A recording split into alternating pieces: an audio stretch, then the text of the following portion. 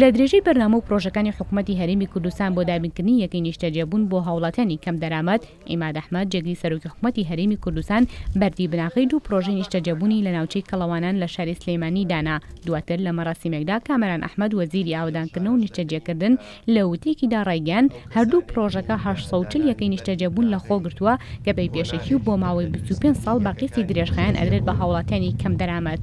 ئەم پرۆسەیە لە چوارچێوەی یاسای ژمارە 7 ساڵانە لە بەرنامەی حکوومەتی هەرێمی کوردستاندا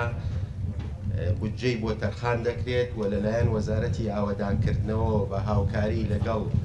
پارێزگاکاندا پرۆسەکە جێبەجێ دەکرێت و دابەش دەکرێت بەسەر سنووری پارێزگاکان و یەکە ئیداریەکانی سنووری پارێزگاکەدا. دواترش عیماد ئەحمەد جێگری سەرۆکی حکوومەتی هەرێم ڕایگەیاند ئێمە و حکوومەت هەوڵمانداوە بە بەرنامەڕێژی چارەسەری گرفت و کێشەکان بکەین و ئەوەشی ڕاگەیاند لە کابینەی 6 و 7دا لەپاڵ باشترکردنی پرۆژە خزمەتگوزاریەکان و بەرەو پێشچوونانی بەدی هاتوون گریان بە پرۆژەکانی یەکەی نیشتەجێبوون داوە. بەرنامەی ئێمە خان و دروستکردن بۆ ئەوە نییە خانوەکە ببێتە سلعە و ببێتە ئەوەی پارە ئاڵوگۆڕی پێ بکرێت. بەرنامەی ئێمە دروستکردنی خانوو بۆ ئەوەیە کە خەڵک تیا بژیت و بۆ ئەوەی ئەوانەی کرێچین لە کرێچیتی ڕزگاری کەین، ئەوانەی کە فەرمانبەرن